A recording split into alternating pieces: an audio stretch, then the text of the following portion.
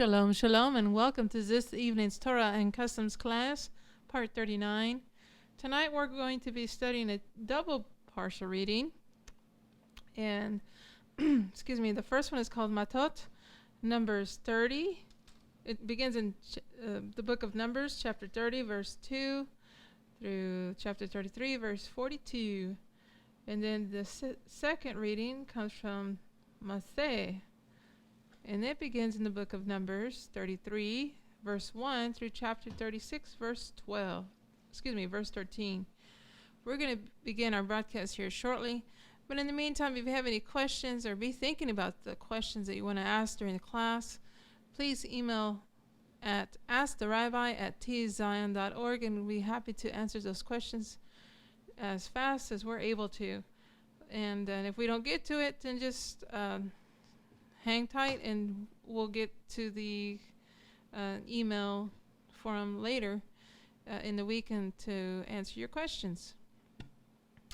And so we're going to begin again. We're going to begin our broadcast here shortly. Please stand by.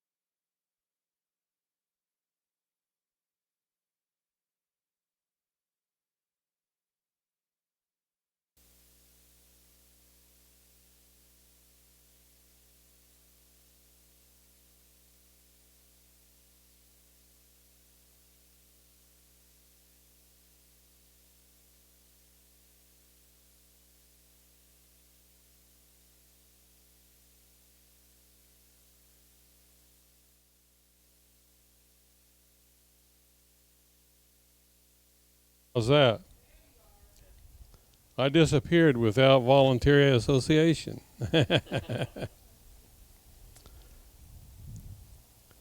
Okay. We're going to begin in Mattot, the Parsha Mattot. And that's going to be in Numbers chapter 30, beginning in verse 2, and going through the end of the book.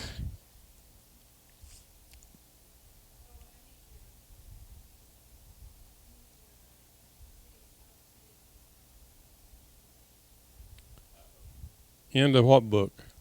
We don't see your computer. We don't see your computer. You don't see my computer?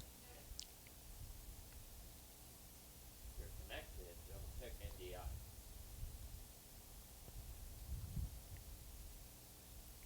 can see the connection. It is connected, but it's not revealing itself to you, huh?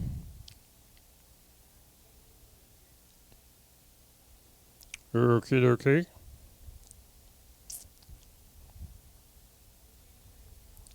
And I don't see the screen sampling thing either.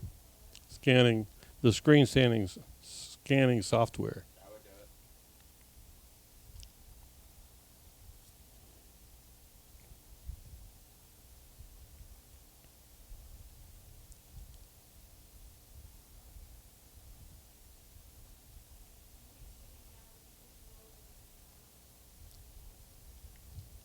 Did that do it?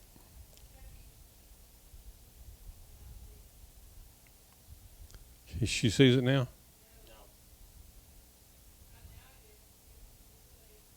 No. Okay. Bavakasha.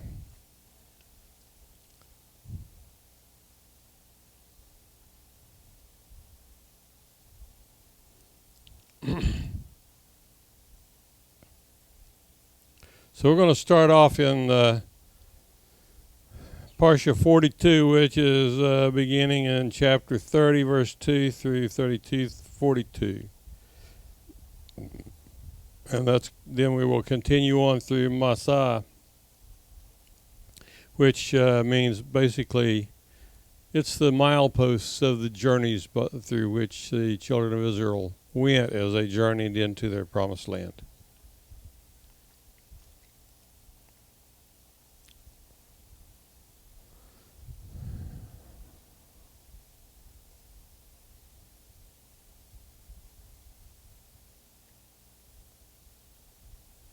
And I'm still not getting full control of my computer here. Hmm? Yeah, well, it's working, but I'm clicking on the wrong buttons.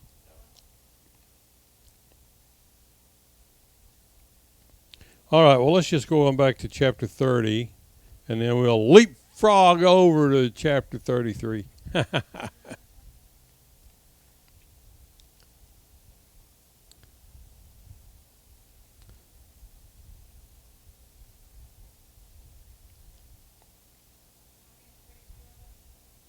Yeah, I'm going into 30. Are you going to start at lead us in prayer? Yeah.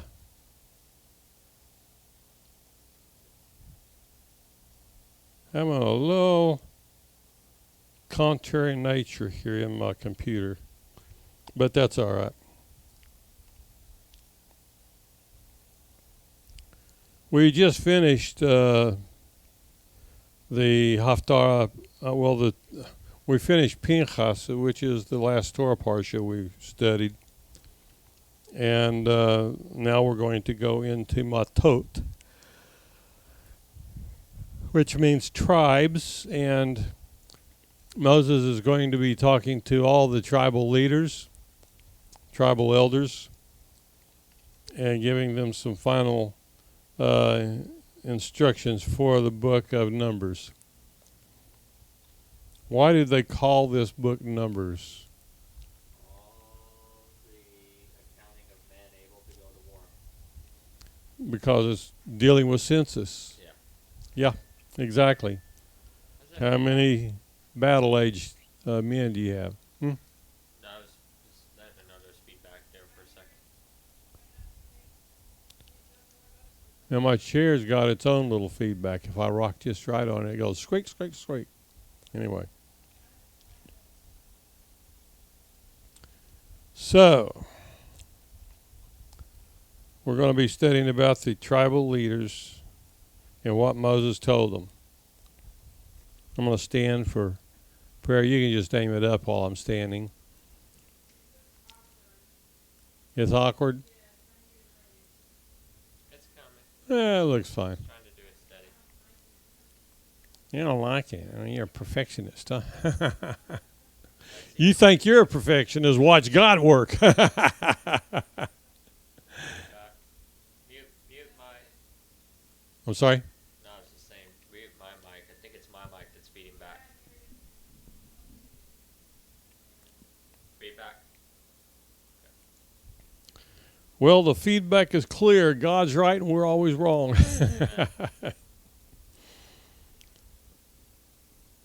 Father God, we are here tonight to study your word. We want to get all the nutrition out of your word that we can get. So please help us as we study tonight and bring us into harmony and unity and spirit and truth as we study your word, and to give us a full knowledge and understanding of what you're telling us and why. We thank you for it, Father. You are the Almighty God. There is no God like you anywhere in the universe or beyond. You have demonstrated yourself above them all throughout our time here on this earth. So we thank you for your grace and for your knowledge that you're imparting to your servants. And we ask you, Lord, to help us to get what we need so we can make good decisions and make the kind of leaders you want us to be. We thank you for it in the name of Masa'ei Yeshua. The congregation says, and now let's pray the prayer for food. Lord, I'm hungry. Lord, I'm hungry. I ask you for food from your word. Ask you for food from your word. Give us all the food that we'll need during the week to be able to help your people that are hungry. Lord, give us all the food needed to help those people who are hungry throughout this week. And I'm thirsty, Lord, And I'm thirsty, Lord. and I don't mean for scotch and rocks. I mean for I don't mean scotch for or rock. scotch and rocks. Say alcoholic beverages. I want to get you the filling of your spirit as we go. I want I want to get the filling of your spirit as we go. In the name of Messiah Yeshua, In Messiah Yeshua. Amen. Amen. Baruch Hashem. One thing that I've learned for sure over the past couple of weeks of Torah Parshas, every time man starts thinking he knows enough to be able to get along without God, God proves him wrong. Every time. And when I get too smart alecky, and I don't want to study a Torah Parsha because I already know that one like the back of my hand, God shows me how little I know about it. And I learn so much in those times. That's usually the time that I learn the most.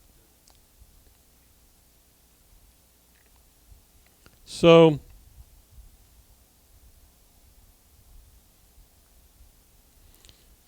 this is the Parsha Mattot, and Moses spoke to the heads of the tribes of the people of Israel. Mattot means tribes.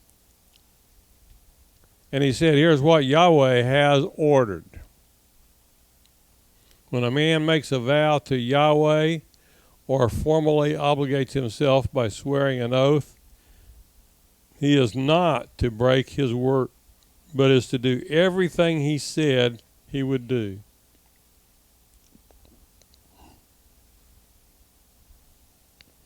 When a woman makes a vow to Yahweh, formally obligating herself while she is a minor, living in her father's house, then if her father has heard what she has vowed or her has obligated herself to do, and holds his peace, remains silent, then all of her vows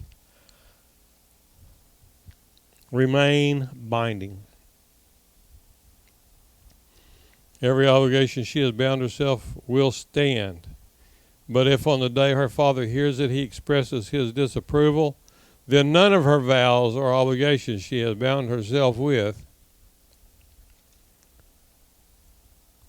will stand. And Yahweh will forgive her because her father expressed his disapproval. There was a man who had a lovely young daughter, and the daughter decided to run away with a man and elope with him and get married.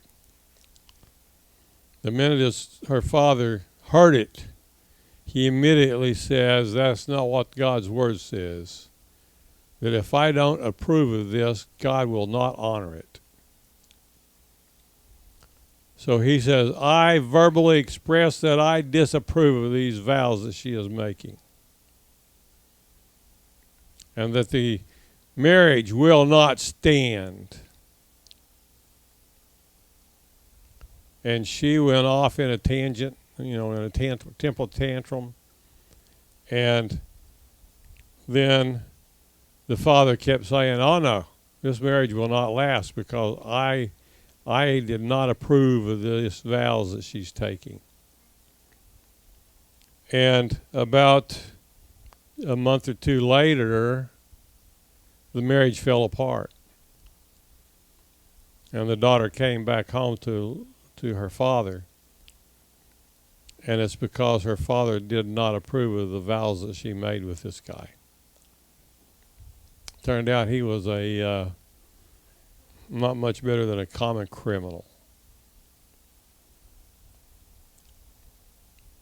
So God gave this man his out because he didn't want her to be obligated to this guy who had a criminal mind. And then after a few weeks, it all turned around like God said it would. So this is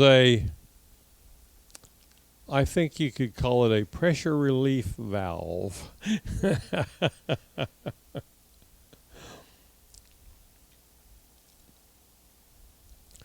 Oftentimes, young people will make rash decisions and get themselves into trouble and obligated to, by law, to someone that wasn't a good deal. And her father then has the authority to negate the vows that she's making with these young people.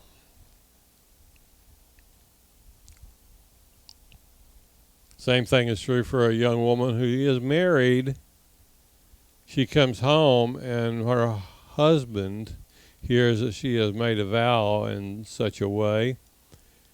If he, upon hearing of it, disagrees with her commitment, then God will honor her in the same way that he protected her when she was young and was a child of a wise father.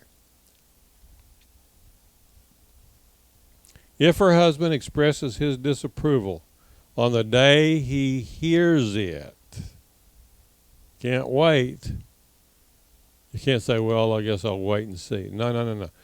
You already committed yourself to her vow if you do that. You can't wait.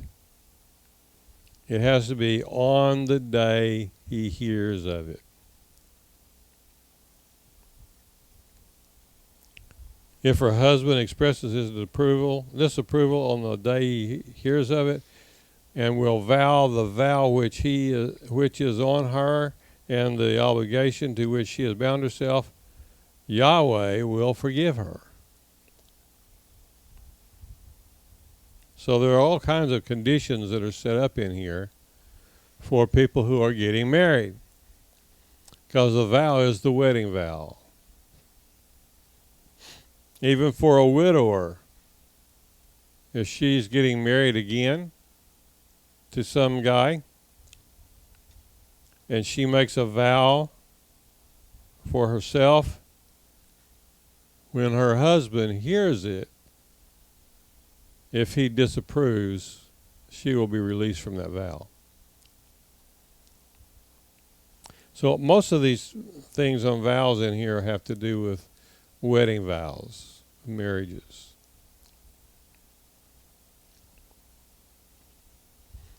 Well, how would a woman be getting married after she's already had a husband? Well, God arranges these things according to his Torah. And if she does make an oath to be a wife to a husband, then the same rules apply to her as would be for a young woman who gets married and her father hears the vows that she has made and disavows them right there. Disavows them, okay? And this has to do with the vows for like a wedding.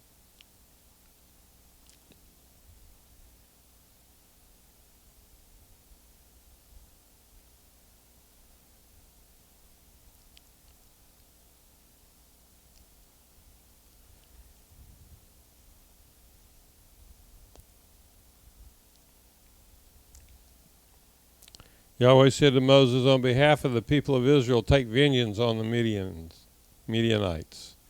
After that you will be gathered to your people. Moses said to the people, equip men from yourselves for war. There go fight Midian, in order to carry out Yahweh's vengeance upon Midian.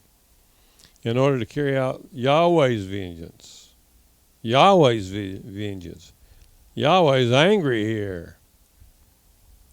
And if God will allow a father or a husband to come in and hear words that were spoken in a rash vow and cause the vow to be disannulled, how much more so his people Israel? He's revealing his own heart and nature towards his people. He wants to protect them. He loves them.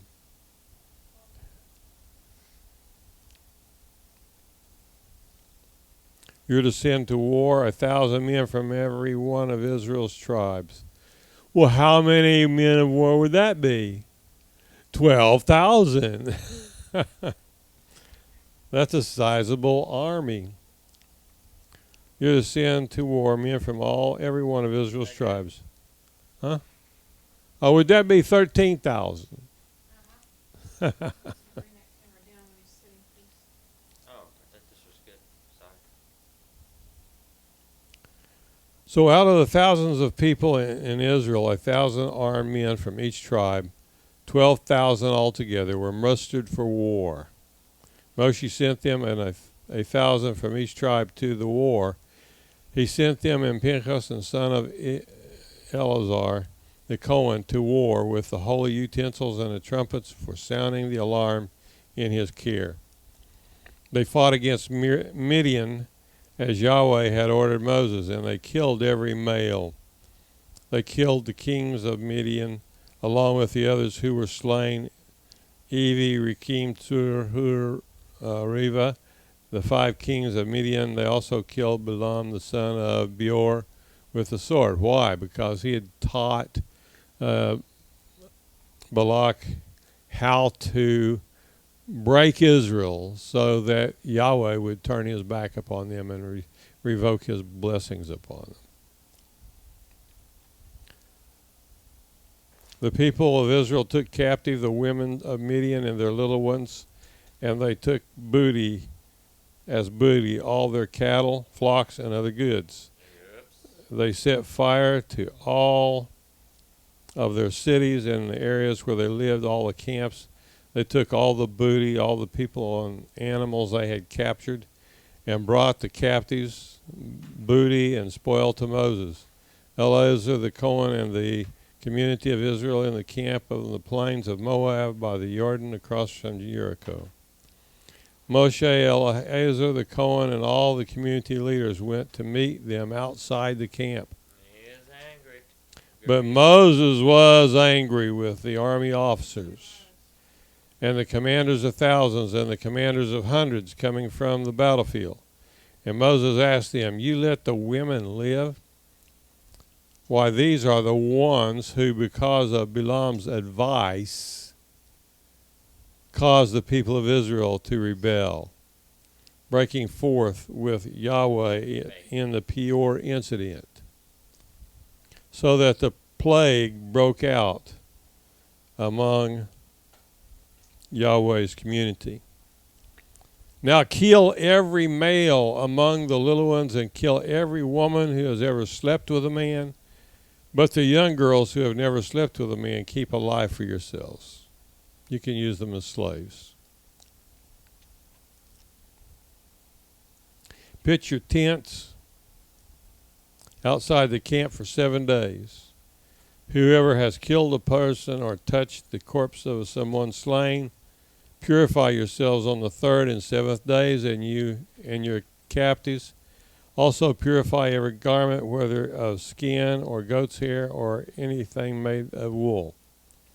Eleazar the Kohen said to the soldiers who had gone to front, "This is the regulation from the Torah which Yahweh has ordered Moshe, even though gold, silver, brass, iron, tin, and lead can all withstand the fire, so that you are indeed to purify everything made of these materials by having them pass through the fire.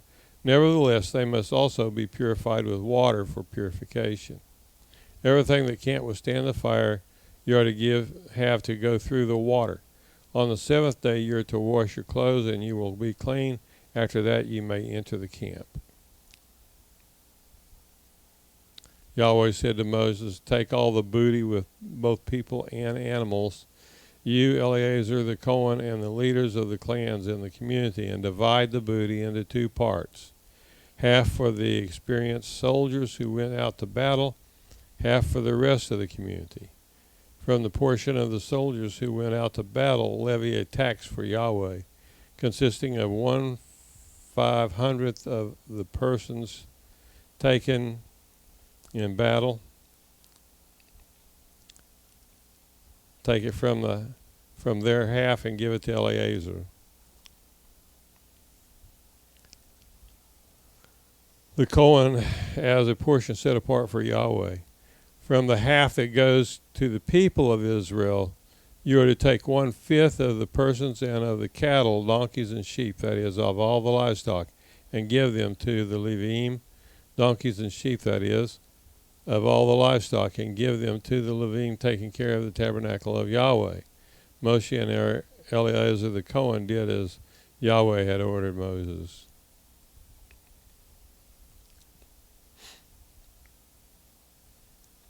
And they give a lot of numbers of the kinds of animals that they took as booty for the battle.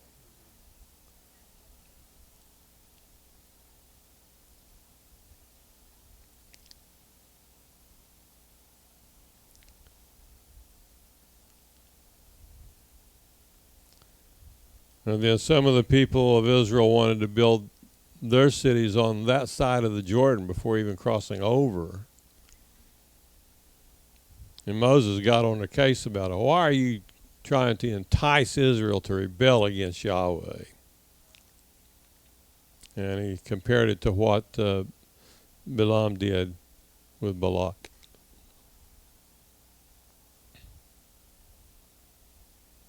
And they said, well, we don't want to promote Israel to rebel. So what do you suggest? We have much too many cattle to keep them together with the rest of Israel.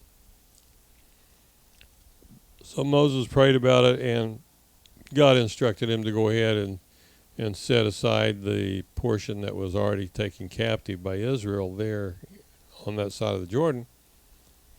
And they would then be able to have a place that was already set up to receive their cattle, keep them together, so that they could go on across and fight the war with Israel, help them taking the rest of the land. And the only condition that God gave them was you have to go across and help Israel take their land. And so that's what they agreed to do, and that's what they did.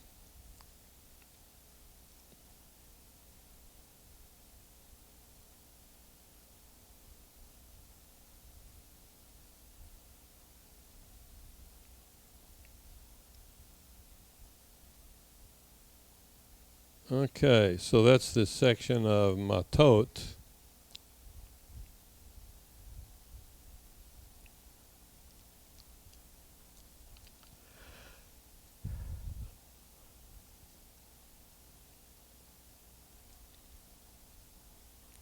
So next we're going to study the parsha that's in Hebrew is called Masa'ei.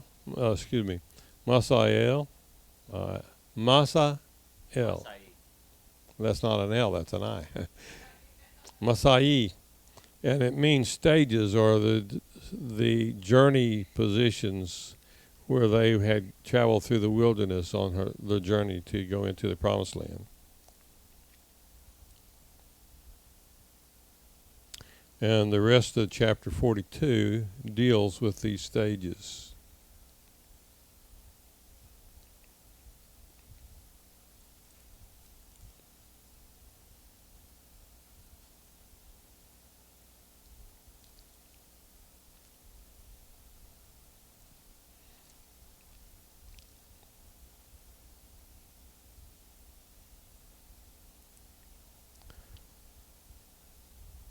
So we see Moses addressing the people of Israel. He said, "This is the land in which ye received inheritance by lot, which Yahweh has ordered to give to the 9 tribes and half-tribe. The tribe of the descendants of Reuben have already received their land for inheritance according to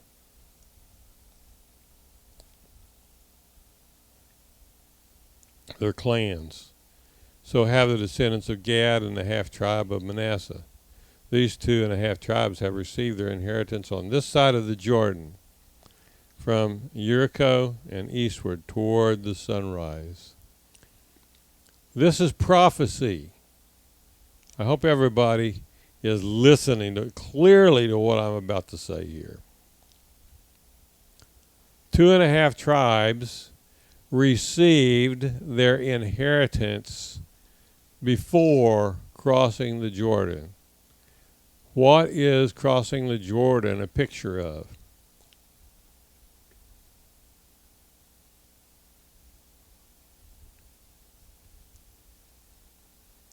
It's a picture, crossing the Jordan is a picture of death. So they received their inheritance and they didn't have to die to get it. And I believe that's a prophecy for the people of spiritual Israel today, who, and don't get me wrong, I am not a replacement theologian. I don't believe in that stuff. But I do believe that the Bible does predict some of the people of Israel will go in before death to receive their inheritance. And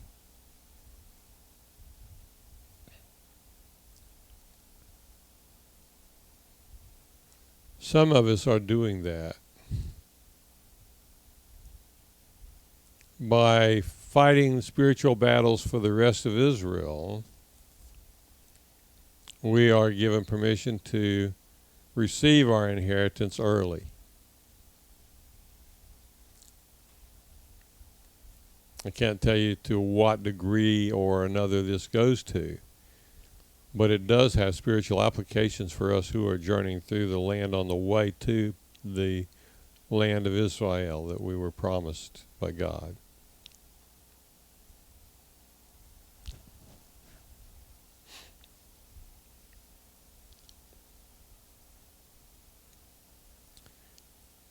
Chapter 35, in the plains of Moab, by the Jordan,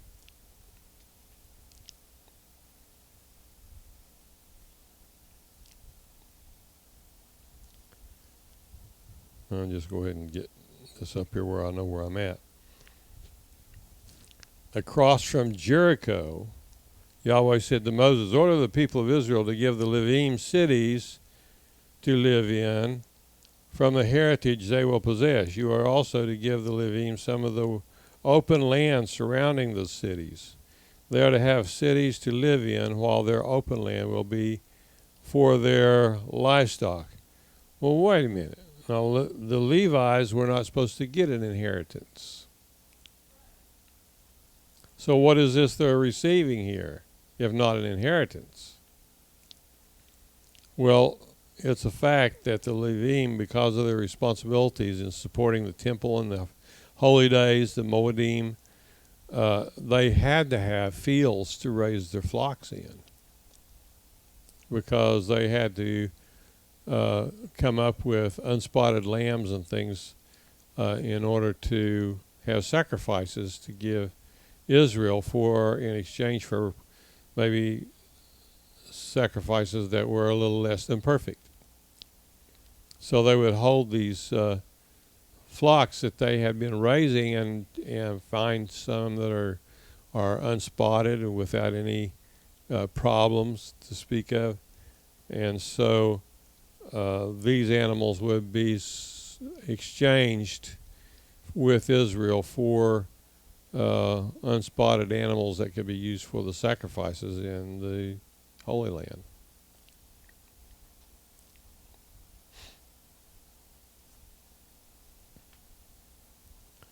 And here's the way they drew the land out for that. The open land around the cities you give to the Levim is to commence at a line drawn around the city wall 1,500 feet outside it, and is to extend itself outward from there. Measure 3,000 feet outward from the city wall to the east, south, west, and north, with the city in the center. The space between the 1,500-foot line and the 3,000-foot line will be their open land around the cities. And the cities you give the Levim are to be 6 cities of refuge, to which you permit persons who kill someone to flee to, plus, as an addition, 42 cities. An additional 42 cities. Thus you will give the Levim 48 cities with their surrounding open land. As to the cities you will give from those the people of Israel possess, from the many you will take many, and from the few you will take few. Each tribe will contribute from its cities to the Levim in accordance with the size of its inheritance. But what's the difference between the inheritance? You see what I'm saying? There's some confusing issues here. We probably should look up some rabbinic commentaries on this to try to understand the difference between what we're talking about here. If this is an inheritance for the Levim, God said they weren't supposed to get an inheritance. He said, I'm their inheritance. Anyway, I'm just pointing out some problem areas that you could think about as you're studying, and ask God to show you what the other points are that are being discussed.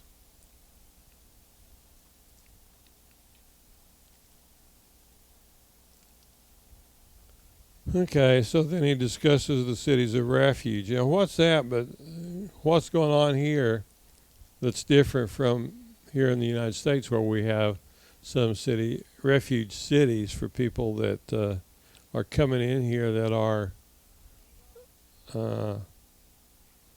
maybe they have been oppressed by people from their country, and so they bring them in and they give them cities of refuge. Is that what it's talking about? Well, I don't know. I don't know enough about that in these days, and I would then need to go and do a comparative analysis of how those were used in the days of the kings. Here's an example that it gives. Anyone who kills someone by mistake may flee there. They didn't on purpose kill them. They accidentally killed them. And it says, however, if he hits him with an iron implement and thus causes his death, he is a murderer. The murderer must be put to death. So you can't just let anybody go in and take any city of refuge that they just want to go to. If he does hit him with a stone in his hand big enough to kill someone and he dies, he is a murderer. The murderer must be put to death. Or if he hits him with wood utensils in his hand capable of killing someone and he dies, he is a murderer, and the murderer must be put to death. The next of kin, avenger, See, they had avengers in those days for the families, and we don't have those in this society today, but someone might want to come and take a person who has accidentally killed someone and try to kill them. And of course, these cities of refuge are the ones that the ones who had accidentally killed someone could go to keep from being killed in retaliation. The next of kin avenger is to put the murderer to death himself. So it's a designation person, kind of like the marshals or something like that. Or out of hostility strikes him with his hand so that he dies, then the one who struck him must be put to death. He is a murderer, and his next of kin avenger is to put the murderer to death upon meeting him. But suppose he shows him suddenly, but without hostility, or he throws something at him unintentionally, or without seeing him, being his enemy or seeking to harm him, he throws a stone big enough to cause his death, and the person dies. Then the community is to judge between the one who struck him and the next of kin avenger in accordance with the rules. So they're all rules regulating all these actions. The community is to return him to the city of refuge to which he fled, and he is to live there until the Kohen Gadol, who was anointed with holy oil, dies. Once the Kohen Gadol dies, then these things are unsettled and remitted.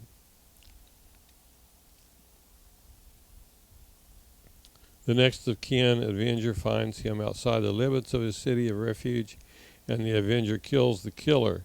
He will not be guilty of the man's blood, because he must stay in the city of refuge until the death of the Kohen HaGadol. But after the death of the Kohen HaGadol, the killer may return to the land he owns. These things will constitute your standard judgment throughout all your generations, wherever you live. So a person who inadvertently killed someone, he's supposed to stay in his city of refuge. So that's kind of like the jail system for the United States today, that it can keep a person from being killed who is responsible for another person's death. And of course the mafia and the big family osos and all that stuff, they would try to get even with the killer and try to take his life for a life. And so he had to stay inside that city of refuge where he went to. And then after the Kohen Gadol dies, then he's released to go back to his own land.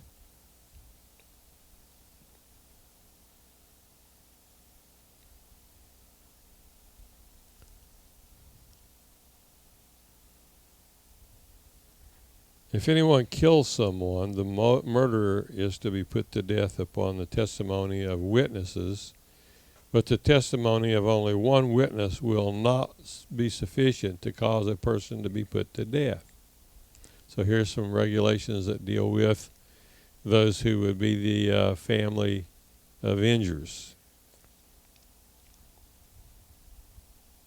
Reminds me of some of the U.S. Marshal programs I like to watch, like Matt Dillon and Dodge City. Remember that? I love those programs because it shows how the marshals would apply these kind of laws to figuring out, who's supposed to do what and what the rules are for being an avenger and stuff like that. And really interesting to see all that tied together.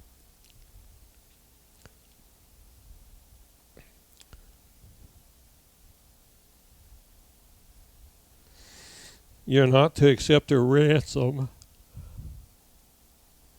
in lieu of the life of a murderer committed to death. Rather, he must be put to death.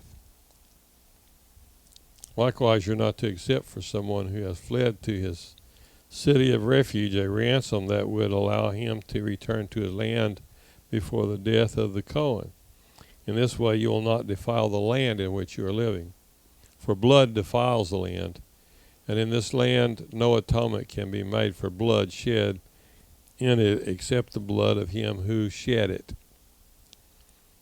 No, you are not to defile the land in which you live and in which I live, for I, Yahweh, am among the people of Israel.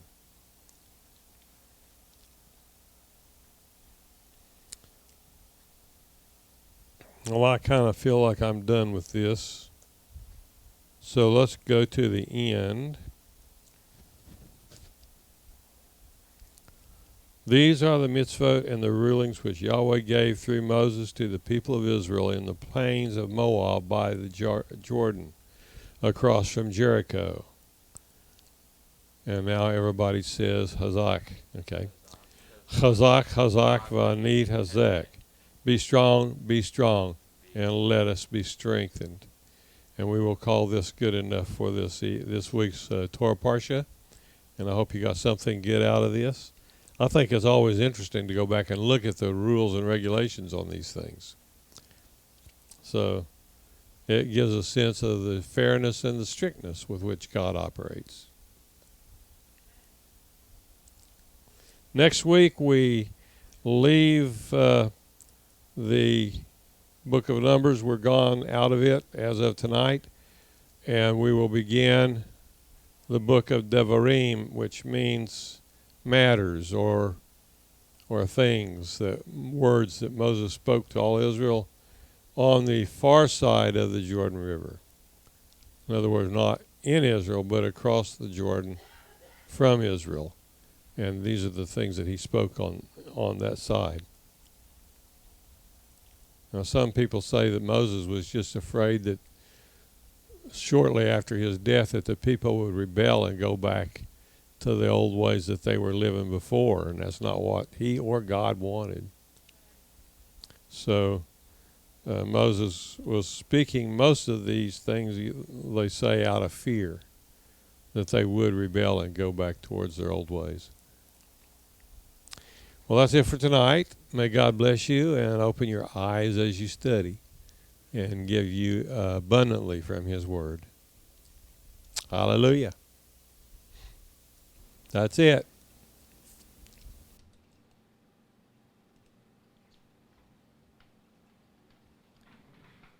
We want to thank you for joining us for another delightful evening of our Torah and Customs class. We want to welcome you back to our weekly Shabbat services, which occur Saturday morning at 10 a.m. Bible's Issues class, followed by our main service at 11 a.m. with worship, liturgy, and another teaching. And